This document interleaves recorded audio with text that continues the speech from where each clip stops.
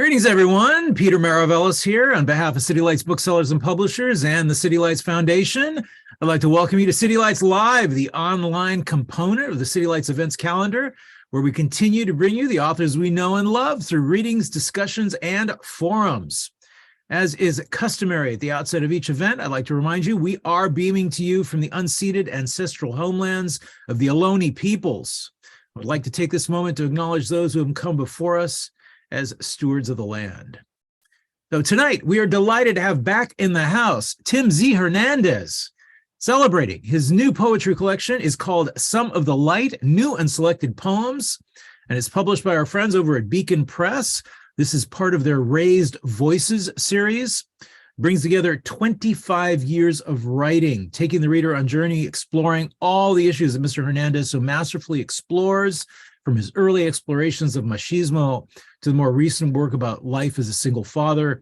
His work ranges in scope. It is at once contemplative, intimate, revelatory, and immersive. It blends tenderness with insight and social consciousness.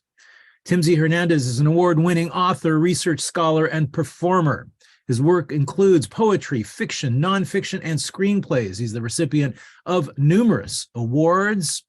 His work has appeared in the Los Angeles Times, the New York Times, C-SPAN, also been on NPR's All Things Considered, much, much more. Really a great, great honor to have him with us here tonight. We hosted this wonderful event a few years back in the Poetry Room at City Lights. He had written this wonderful novel called All They Will Call You, and we had a great crew of people together. So that always leaves this wonderful memory in our minds. It's a really pleasure to have him with us.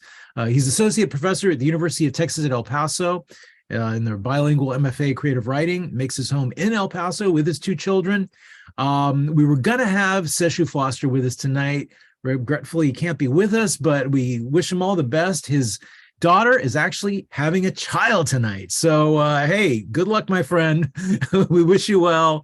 And if there's any excuse not to appear, it certainly is that one. So we're going to start with Mr. Hernandez reading from his work at the outset, after which we will engage in a little conversation. We hope to kind of involve all of you.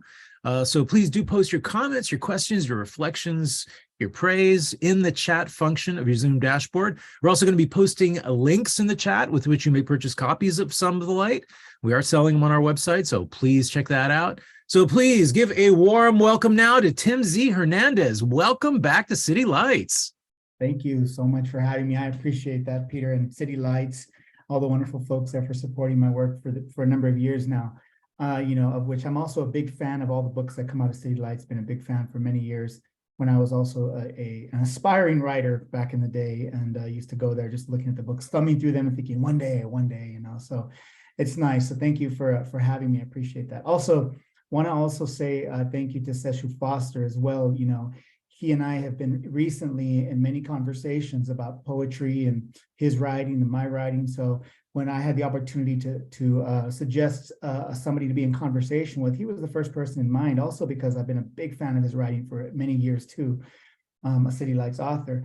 And Seshu was very regretful and texted me and said, I apologize. My daughter is having a baby and tonight, like right now. So he said, I'm on my way to the hospital, so please forgive me. And I said, of course, absolutely. Family's always first. So, I know that he had every intention and heart to be here with us today. So I apologize to everybody as well on his behalf. But thank you. I appreciate you being here. Okay. I think I'll kick it off with a poem from Some of the Light. And so the poems, for the most part in this book, well, we'll talk a little bit more about them, but I'm just going to read this poem and then it'll kick us off into some of the conversation. Father of Clarity. Can everyone hear me okay? Thumbs up if you can hear me all right. Yeah, okay. Awesome. Sounding good. Good, thank you. Father of Clarity. Each day is the same now. I wake her up. She is a woman in the making, and me, I am still a boy, given this responsibility of another. And my boy, he is visiting his mother 1,000 miles away. We drive to school each morning, discussing the state of all things, how she will need to use my razor blades for my legs, she says, and armpits, except She doesn't say armpits. She says, under my arms. I mentioned the color of the sky at 8:15 in the morning being something like the color of her eyes seconds after she was born. She responds by asking me what verisimilitude means. I tell her, look it up. These are the particulars of raising Rumi, not like when we would once hold hands and write our names in the snow, not like when she would fall asleep in the bicycle seat tethered to my back as we rode down Colorado pathways. No, this is El Paso. It is the face without makeup. We cannot hide behind hiding any longer. The dry cycle seems to never dry the first go round. Living alone is learning to speak for both sides of the conversation. And God, isn't this true? And God replies, it's only verisimilitude. Lately, I don't have much to say, except I wish I could go back to Hijira and that rainy cafe in Asheville, North Carolina. I wish I could go back to the beginning again and try, like a video game, the kind my son plays, hit the reset button, throw a love tantrum, force round pegs to fit my square anatomy. I have always wanted a kitchen with a view of both sides, and now I've got two, El Paso and Ciudad Juarez. It's like looking through a kaleidoscope that refracts the surreality of our days. You see here, the mountain preaches with an accent, La Biblia es la verdad, léela. You see here, the Rio Grande River howls in an American twang. Go back, back to where you come from. And between the two, a chaparral bows. This is not what brotherhood looks like. But these are not the conversations for Rumi. She reminds me of this. She held up the bird last night, unnamed still, trained it to land on her finger, how it returns to its cage when it flies too far. I am the opposite. I return to flying when I am too far in the cage. She has always been a friend soul to me, more than a daughter. Our hierarchy is this. I make her eggs with arugula and toast. She eats them. We attempt yoga in the mornings. There's a peacefulness in our routine. We don't speak about the day when all of this will be nothing more than a poem. Thank you. Thank you all. Yeah, that poem was written about my daughter. You know, actually, I forgot. I wanted to start off the collection with the quote here that's at the beginning of the book, actually, by the Mazatec healer Maria Sabina. And the quote goes, in your beautiful world says, in your fresh world says, in your world of clarity says, you are a green father, says, a father of clarity says, your words are medicine, says, your breath is medicine. It's important for me to recite that quote because it was really that quote that I think spun me off into writing more about fatherhood at this time, because I was trying to seek just kind of, I felt a little bit sort of like I was floating. This is during the pandemic, you know, I felt like I was floating around and without any kind of, you know, grasp on anything really, and probably like a lot of us must have felt at the time, you know, and when I was reading her work, this is actually the quote that leapt out at me, and it caused a lot of contemplation. So I began to write sort of journal writing, and that's actually what ended up becoming the bulk of some of the poems in this. So that's why it's important that, for me, it was an important reminder that my work here is to be a father in this during the pandemic, and to I think be in service of my children at the time. And so that's what a lot of the poems are. Anyway, just wanted to say that outright, to kind of give you all a little context of the poems inside of the book. Yeah. Peter, should I read another poem, or maybe Peter's gone? Oh, no, I'm here. I'm Okay, just giving okay. you space. No, I would yeah. love it if you would read several poems. Okay, yeah, I wasn't sure. Okay. Please. Yeah. Okay, we'll do that. I'll read you another poem. Let's see.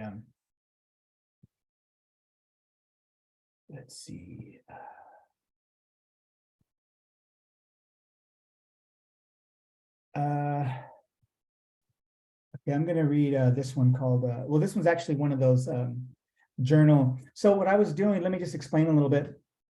So, you know, during the pandemic, obviously none of us, especially in the first year in 2020, when it sort of first really hit and we didn't know what to expect, it was like, you know, we were being told to stay inside, to not go anywhere. And, you know, that all made sense. But then it was like, as a parent who is, I'm a full-time single parent with two children, two teens.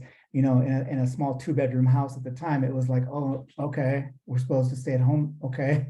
So as we were inside, I thought to myself, well, if I'm going to stay inside and we can't go outside, then I'm going to go all the way inside. Like, I'm just going to, and I have a meditation practice for many, many years, for over 20 years now. And so for me, it was just a matter of saying, okay, well then, how do I make the best of the circumstance as it is? And rather than sort of avoid it or numb myself to the circumstance, I just said, I'm going to go inward further. And so I started to meditate a lot more. And a part of that meditation process was the writing of these poems that were observations of our life during the pandemic, things that were happening, things I was seeing. And at the same time, it so happened that the publishers of two of my previous books of poetry had sent, during that same time, they had sent me letters saying, your book is no longer in print with us, so here are the rights back. And I thought, well, and one of them was my debut book of poetry, which I really liked those poems. I felt like they needed to still be out in the world. And so I thought about them. And when all of that sort of came together, I realized, well, maybe this is a time for a new and selected a book of poetry. And then I was like, well, wait a minute, I feel like I just started yesterday. Maybe I have to wait a little bit more. And then I realized I've been writing poems for 25 years and publishing. That's okay. So I can put something, I feel okay about putting something out at this point. And it felt like a bookend, because my debut book of poetry, Skin Tax, was about, at the time I had no children, and it was about male identity, machismo, the culture of machismo, as a man of color. And so I thought, and those were sort of my observations and poems at that time, exploring male identity and what that meant.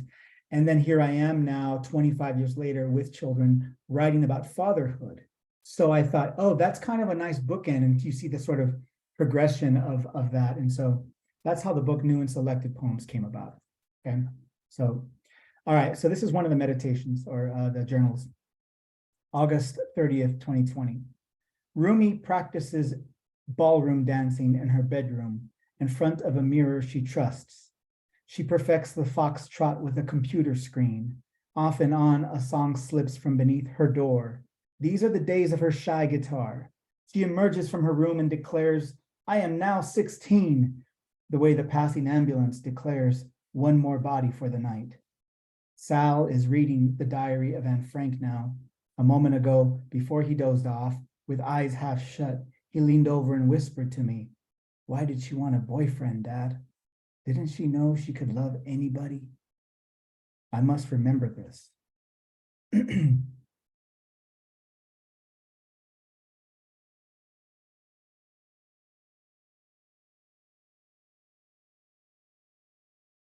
Single parent soliloquy, or the joy of kites.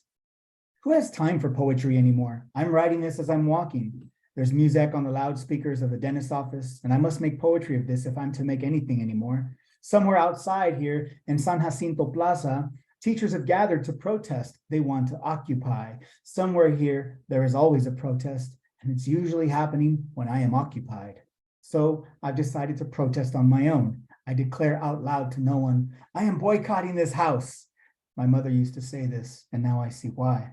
Some days I catch myself writing just to remind myself that I'm a poet, which means I breathe just like you do, only I have the compulsion to notice and write it down. In case you forget, I write it down for both of us. Single parent raising 2 children, everything happens like this in singles now. This poem in single lines, line by line, a slice of cheese, toilet paper, a single free minute to jot this down. God, I hope this poem never ends. I feel so alive in this moment, which reminds me, here's what I wanted to tell you. I took the kids to the park yesterday and we flew their kite. The day had wind. The kite soared. I mean, it really soared. Upon holding the end of the string, I was overcome with the pool of sadness. I realize this sounds stupid, but there's something I'm trying to get at here. I became aware that the kite was tugging toward freedom. So naturally, I had no choice but to let the kite go. My therapist says letting go is the practice. Who am I to keep anything? I watched it sail out over the rooftops, blend in with the clouds, far beyond our vision. This did happen. The kids screamed, cussed at me actually for doing this, said they'd never forgive me, and they stormed back to the truck.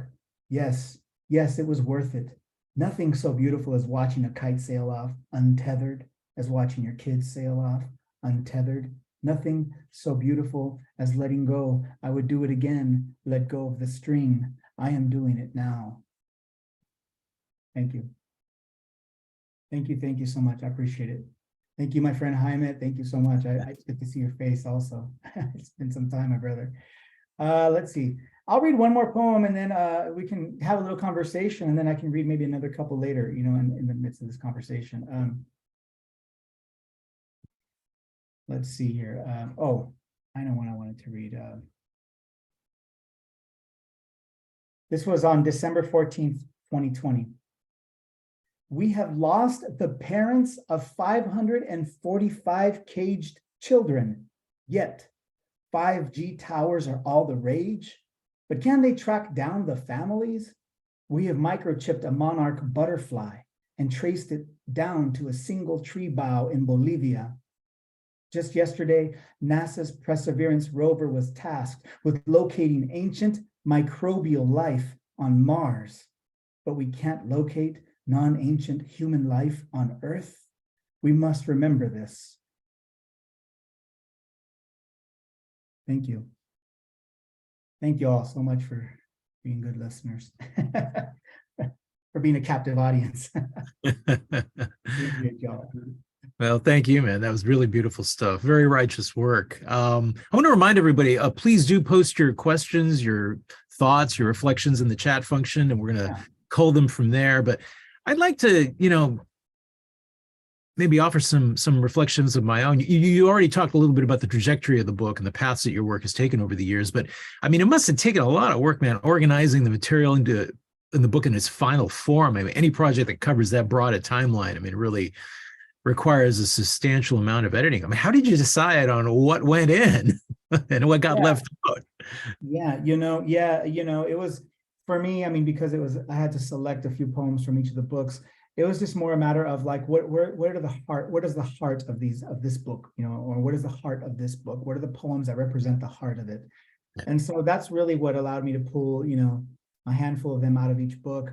But again, too, like when I thought of the structure of the pandemic, when I thought of this, as long as I sort of sprinkled sort of these meditations of the pandemic throughout, then very much like the pandemic offered us, which is throughout our days, if you stayed inside and if you were reflecting a little bit during that time, then you found yourself visiting moments of your life. You found yourself, which we always do, but during the pandemic, I felt like there was even more concentration of that. We began to reflect more on ourselves and our past and our lives. So I thought, well, if I just use the structure of these new journal entries I've written, or these new contemplations I've written, then my reflecting back will be these poems. I can put the poems in there. That's looking back, that's looking back, that's looking back, or looking forward, whatever the poem is. So that's what helped me really organize the book was, well, as long as I had the sort of framework, the skeleton of, like I said, these meditations throughout, then I knew that I can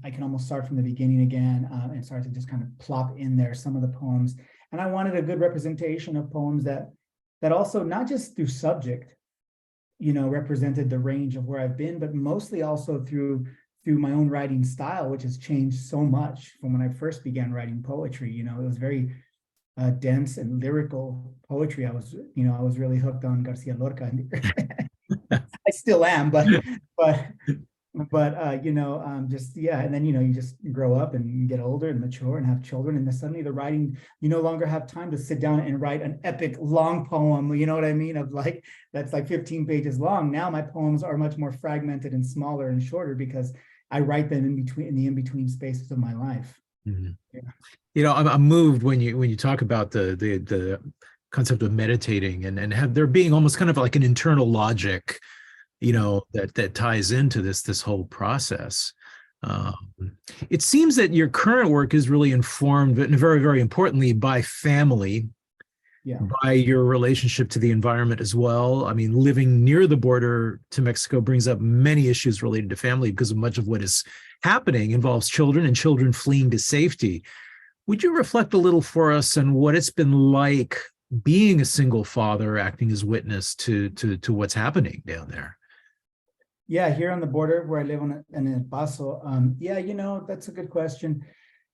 I mean, for us, well, I should say this. My children were raised a part of their life in California in the Central Valley, another part of their life in the Rocky Mountains in Colorado for 10 years, and then over here on the border in El Paso, which are all three distinctly different sort of, geographies and people and rhythms.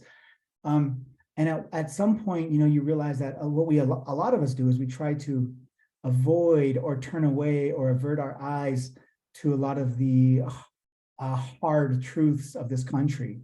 We want to preserve our children's innocence as much as possible. So we try and find the best neighborhoods to live in or the best towns to live in, or, we look at Forbes to tell us which is the #1 city in America to buy property at, or, whatever it is, but we're always trying to find pockets of safety, pockets of innocence in a way. And here, living on the frontera, you cannot avert your eyes. It is literally happening and playing out in front of us in our neighborhoods. The Border Patrol is a ubiquitous presence, just as much as the police, actually, in fact, more than the police here. And so, it's very much a part of every day. We see dehumanization playing out every day in a very literal, direct way. And my kids, so at some point you cannot, when you realize growing up, when you're a father here raising children, you realize that you can't shield them from that. You can't hide them from that reality. So then the only thing you can do is to teach them about it, is to teach them what is happening, and then to teach them that we must use our voices, and so they're very aware of that now.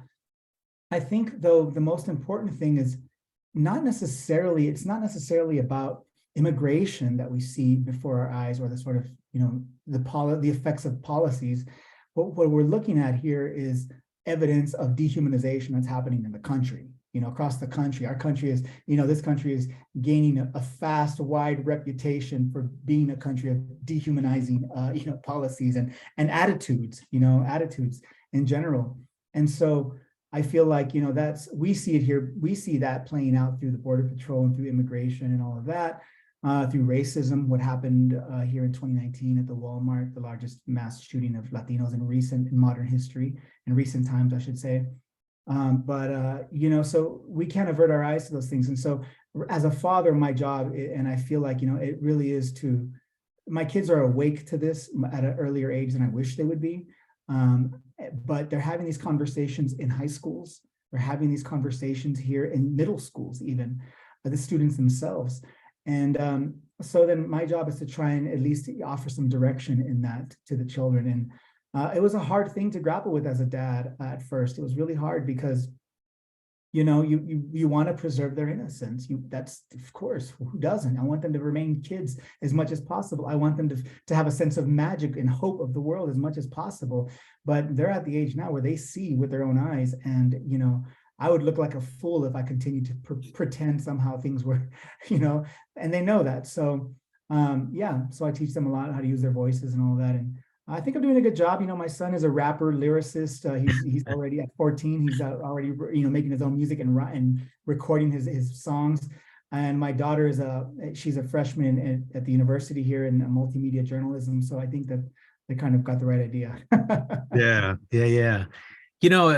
Everything you're saying, it just makes me wonder. It makes me think about poetry as antidote, poetry as salve, poetry as a way to kind of connect with the heart. I mean, the happenings at the border have this kind of cruelty really attached to them, which to me has always seemed to be like at the heart of American culture. I mean, you'll hear people saying things like, oh, this is not America, this is not us, the horrible things that are happening here because of a national malaise or because of bad actors.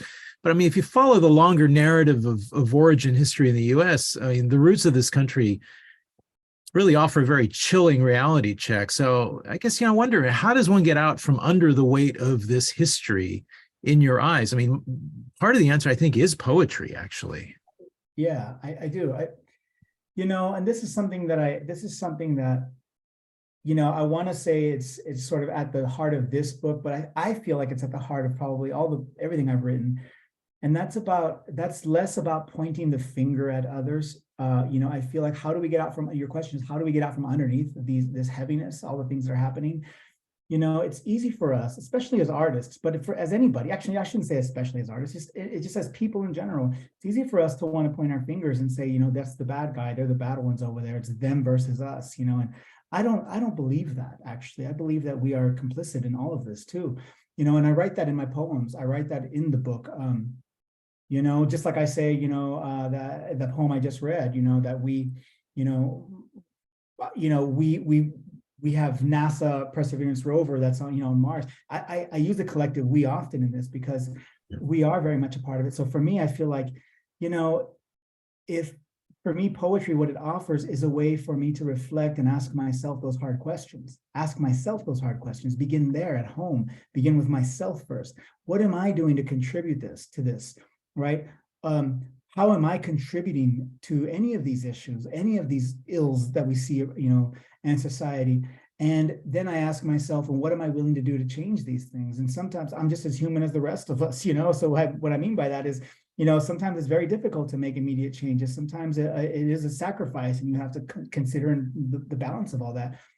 And for me, my poetry is less about me trying to change anybody. It's more about me trying to change myself. That's really what the poems are about, is reflection in a way that says, I'm going to speak honestly about who I am in my situation and what I'm willing to accept and what I'm willing to change. And what do I go on keeping the same? What am I doing that, how am I contributing to that? So poetry offers a way to reflect for me, and even at times, because of that reflection, a way to heal. But it also, I think, the most important thing about poetry that I can see is that it's a way into compassion. It is a way into compassion. It's a way for us, if we're honest about writing poetry, if we're honest about what we're saying, it is a way into compassion for our brothers and sisters, that are out there in the world.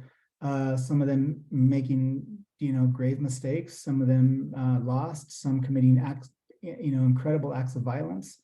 But rather than, I just feel like as long as we continue to perpetuate the polarity of them versus us, then we're going to always be in this. And maybe we will always be in this. I don't know, but I feel like at least the only thing I can change is my immediate situation. So I have to start with myself. I have to ask myself those things. For me, that's how I don't know how everyone else can get out from under it, but for me, that's what my attempt is. How do I get out from under it? I think too that a lot of my writing, and only because recently I had to articulate some of the trajectory of the books I published. And I felt like one thing that I had in common that I had recently come to realize is that I think I'm striving for, if there's one theme, it's interconnectivity and it's interconnectedness, how we're all a part of this together, and we cannot extrapolate one, without it affecting the whole. And I know a lot of us know all this already, but for me, sometimes it's like different layers of realization of this that I'm peeling off, as the years go on, so yeah. Yeah. So it looks like we got some comments coming through. Yes. Nancy says, thank you for those astounding poems. Please read more. And then let's see. We have Jamie says, hi, Tim. Randy and I are so pleased to be here with you. We still think your book about Jack's time with Bia is just amazing. And then Jamie or Jaime, I don't know how it's pronounced. Jaime. Yeah, Jaime.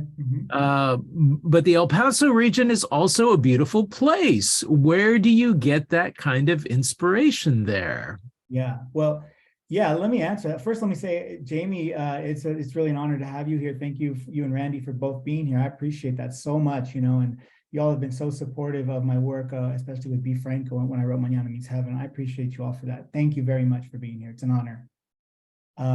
My brother Jaime, also Jaime, it's good to see you too. I know you're out there. Are you still out there in San Marcos area? Wonderful, wonderful, great professor out there, and just a good guy doing good work out there. So thank you for being here as well. Jaime says, yeah, what you said, Jaime, is true. There is a lot of beauty here. Again, I don't feel like the sort of the more darker, challenging aspects are without their light. Of course, it's just all part of it, and in fact, one of the things I've been accused of in all of my writing is that I'll take something like dark and gritty or even quote unquote ugly and find the beauty within it. I feel like that's really because that's what I'm attempting to do in my own life every day. I was originally from the San Joaquin Valley, from Fresno, and that's a very gritty, rough place also, agricultural lands and stark divisions there between the haves and have-nots. And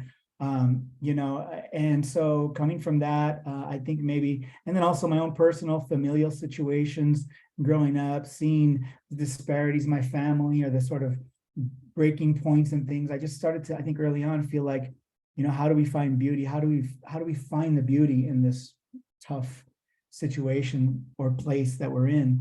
And so, El Paso certainly has an immense amount of beauty. And I happen to think it begins with the people here. The people in El Paso are just kind-hearted, beautiful people. I mean, I can go to the grocery store here. El Paso is like no other place in this country that I've ever been to. I can go to the grocery store, not know the clerk at all, never seen her in my life, and she'll call me corazon. She'll call me my heart. She'll go, oh, here you go, corazon, hand me my groceries. And I just go, thank you. She speaks to me like she's my grandmother, or my tia or my aunt. So, and that's not just this one grocery store, it's all across the city. Very, as we say in Spanish, cariñoso, a lot of sort of love and a heart inside of the exchanges here. Except when we're in our cars. For some reason, El Pasoans in their cars, it's a whole other thing. But but yeah. Yeah. Yeah. So I'd like to switch the focus a little bit and talk about the craft of poetry and writing. And the confessional style of writing is something that you employ in your work. If you could talk a little bit about, what that journey has been like for you, and how you've gone from, one kind of mode to another in your work. Yeah. That one's a quicker answer, actually, because early on when I first began writing 25 years ago, or actually 26 now, I was very experimental, and I had a lot of fire in me, from situations in my life that had happened. In fact, I'll just say it. An uncle of mine who was like my older brother was killed when I was 21 years old. He was killed by the police while unarmed. He was shot and killed. And I used to be a visual artist. I still am, but I don't give that as much time as I used to. But that was my main thing, was painting. I was mostly into murals and painting. And when that happened, I suddenly found myself needing to write. And I started to write words in the paintings. And then one day, I think it was my art teacher who said, there's a cheaper way to do that. You just get a pencil and a paper and you can write. You don't need to buy canvases and paints for all that, And I kind of, and so I took off and began to write. And then writing immediately, it felt like I could do things in writing and say things and get my ideas across in a very direct way, in a way that I was feeling frustrated about paints for a long time. I didn't feel that way about paints, but suddenly I'm writing and it was like immediate, like I could just say what was on my mind. And that was so liberating and eye-opening. So I began to be playful, experimental, and write with a lot of fire inside of me at the time. As time went on, I started to obviously read more. In the beginning, I never thought of them as poems. I just called them writings, and actually it wasn't until our mutual friend, Juan Felipe Herrera, until when I met him, the former U.S. Poet Laureate of the United States, I met him in Fresno, and he pretty much found me. Like, he's the first one who pointed at what I wrote and said, those are poems, you're a poet, you look like a poet. And I said, oh, okay, sure, whatever, I'll be a poet, and that's what you're calling me. And that's how I took off. That's how I began to call myself a poet and start to think about things that way. And he very much almost literally took me under his wing for a few years, and we began to write and be experimental and playful with language. Over time, like I said, the more I read and the more sort of, life happened and had children and all that. And, I just started to think about writing in a different way for me. Writing suddenly felt less like it was fire and more love, like more from a softer place. And I'm sure having children did a lot of that work too.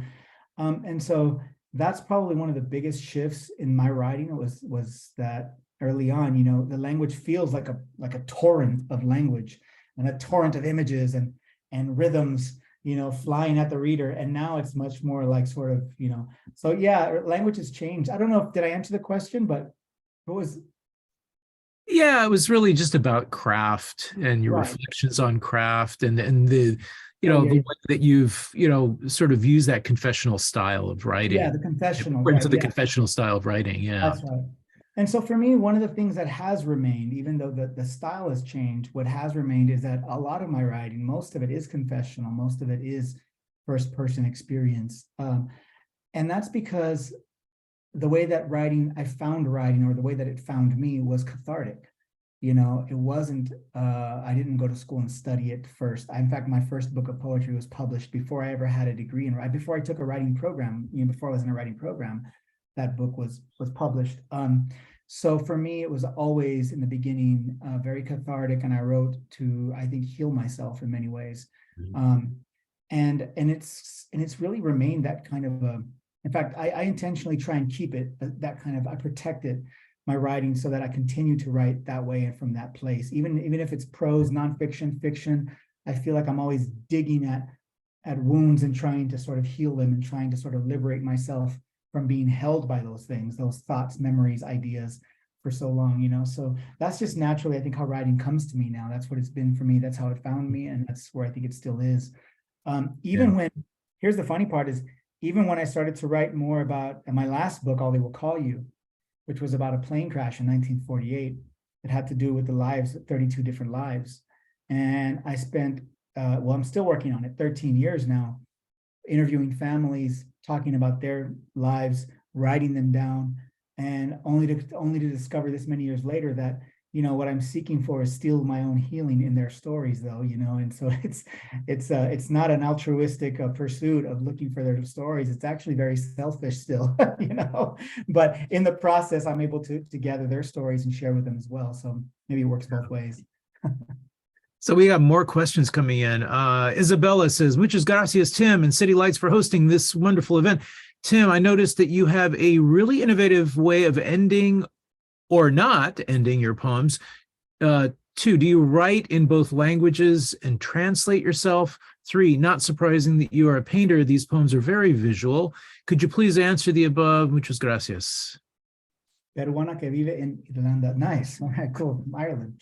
Cool. Thank you for those questions. I appreciate that so much. Yeah, no, I don't write in both languages. I mean, I write Spanglish sometimes, but my first language and my primary language has always been English. I'm 4th generation, born in California. Although my grandfather, my parents born in Texas, New Mexico. My mother's side's all from New Mexico.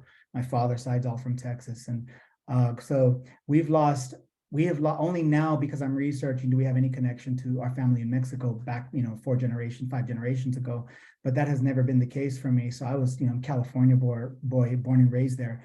And so my grandmother was the only one who would speak Spanish to us. So I became a very good listener and sort of internal translator of Spanish, but for speaking it, it involved having a kind of a permission, I feel like, from my own elders at the time. And I'm learning it now. I'm relearning it. Of course, I can speak enough conversationally, but it's not my first thought when I'm creating. My first thought is always in English. I still dream in English, and so I write in English first. But like I said, sometimes you just have no other word except a Spanish word, so you sprinkle it in there because that's just the only essence. Like I said earlier, cariñoso, like that word, So yeah, that's to answer that. Yeah, that was the only question I think you have there, because the other ones were just comments. Yeah. Yeah. And then Michael asks, well, staying on the subject of writing and writing styles, I was wondering about the factors that can affect writing. Rather, how does and can education affect your writing style compared to reading other people's writing and getting inspired? Which factors were the most influential in helping you find your own personal writing style? I think reading and writing, of course, those are the main 2 factors that helped me figure things out. Was I would read a lot of poetry. I still do. I read a lot of poetry. I read a lot of, and if I tell you the poets I read, I'm sure you can find essences of them inside of my books. Like I mentioned, Juan Felipe Herrera, Jim Harrison is somebody I read a lot. Also, Eileen Miles, Allen Ginsberg, Anne Waldman, just a lot of wonderful poets that I feel like have had a lot of influence, indirectly and directly in some cases, So yeah, I think that reading for sure has always been one of the main things, because when you read, you really get a sense of, it becomes almost an instinctual, it turns into an instinctual sense of how language and poems work. And then also the kind of poems you're gravitating toward, right? Because there's so many different types of poetry and styles out there. But if you find yourself gravitating toward a certain type of then you start to learn from that, whether you're aware of it or not. I also always try and throw in a few poets that, from time to time, that are nothing like I would write about or write from or, consider. And so that's good because it sort of stirs the creative juices, it makes me think, or makes me rethink everything, I love coming upon books like that as well. And then the writing, there's really no way around that except to just write, constantly. And so even now, I find myself always, because I don't have much time, because I'm between my kids all the time and my full-time job, I actually write quite a bit on my phone. I have a notebook too in a journal because I'm still old school like that. I love that. I'll never get rid of that, but so I'll write in my journal a lot. But whenever I'm like in between spaces, taking my kid to the dentist and we're sitting in the dentist's office and he's, in the dentist chair or something for 45 minutes, I'll start to like just think of all the things that I've been holding inside of myself and putting them down into my phone. And then we move on to the next thing. And then there I am again. So, constantly writing, constantly generating writing. But I feel like it's not something that should be forced. It's just something that kind of, you feel like you can't live without doing. You just have to do it. I write because that's how I make sense of things in myself.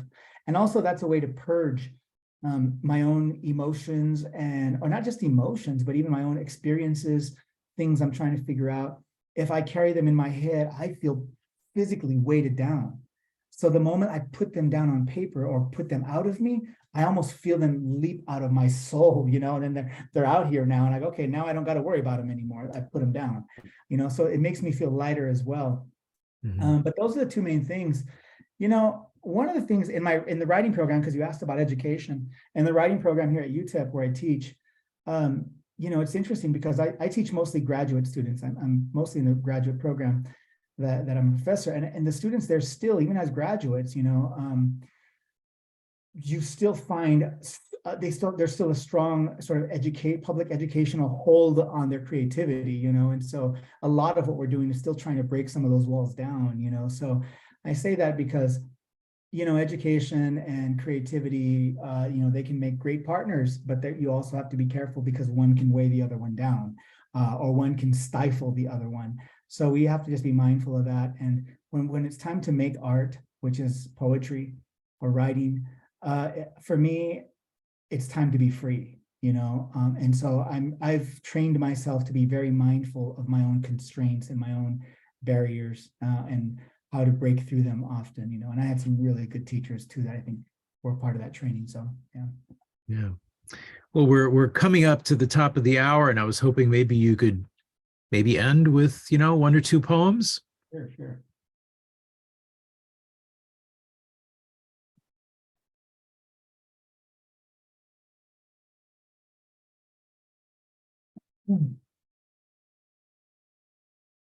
I think I'm going to read Sandalwood. This morning I had considered buying stock in sandalwood, but then I read that stock in sandalwood has gone up since India has designated the heartwood tree endangered, and thieves in the bush with high-powered machines and access who know the underworlds have figured out ways to quietly, delicately hack the trees and haul off truckloads, yielding 4,000 per. The Australians got in on this too. The Down Under was capable of tricking the sea to take their earth, and prices stabilized until the sting. The Sandalwood gang had disappeared over 20 tons of heartwood. There was a shootout in Jakarta. 12 men were killed, 3 bystanders, but no children. These are Sandalwood wars, not the essence of wars. What kind of desperation to stain the heartwood with human blood only to have it end up on the market? The authorities burnt an immense pyre of heartwood to send a message to the thieves. But the aroma was intoxicating and immediately recognized across the region. That night, without hesitation, every lover knew what would take place. The children have since been born and are recycled into a life of sandalwood. What a terrible obsession I have Each morning after I bathe, dab my finger in that golden oil and place the essence of it on my person. And like this, I walk boldly into the tasks of my day, feeling at such immense peace with myself and with the interconnection of all things. Thank you. Let's see, I'll read the last one here.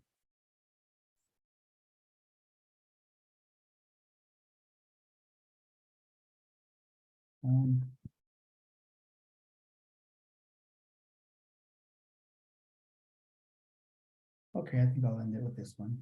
This one's about my daughter. TikTok. She reads Rebecca Solnit. She reads Cheryl Strayed. She watches videos of Chimamanda Ngozi Adichie, TikToks of women dancing on tombs of the patriarchy. She doesn't eat animals because she's lost too many. She delivers speeches on esoteric subjects, on Saldua's Nepantla, the divisiveness of rhetoric. She calls out the hypocrisy of prayer, calls out her brother's misuse of the word favoritist, and then she convinces him to start a band. Yesterday, she bought her own clothes. A package arrived at the door. She tried them on before a mirror. She liked what she saw, emerged from her room and said out loud to no one, "I am really feeling myself today." And for an instant, I watched her standing in her own natural light. It is late winter now. I love her. I don't know how long this desert can hold us, but it's worth the wonder. Thank you. Oh, man. Thank Straight you from all. the heart. Yeah, thank you all so much. Thank you so much. Been such a pleasure, and I'm really hoping we get you back into the poetry room someday. Looking forward to that, and congratulations on this collection, man. It's really gorgeous. Thank you, Peter. I appreciate you guys. Yeah. Also want to say thank you to everybody. Jamie, Cassidy, and Randy, thank you so much. I appreciate you being here. Jaime as well, my brother. Good to see your face again. I'm glad to see you're doing good. And everyone else whose faces I can't see, but I appreciate you all. Thank you. And hopefully you pick up the book and enjoy it. Yeah, thank you. Thank you as well.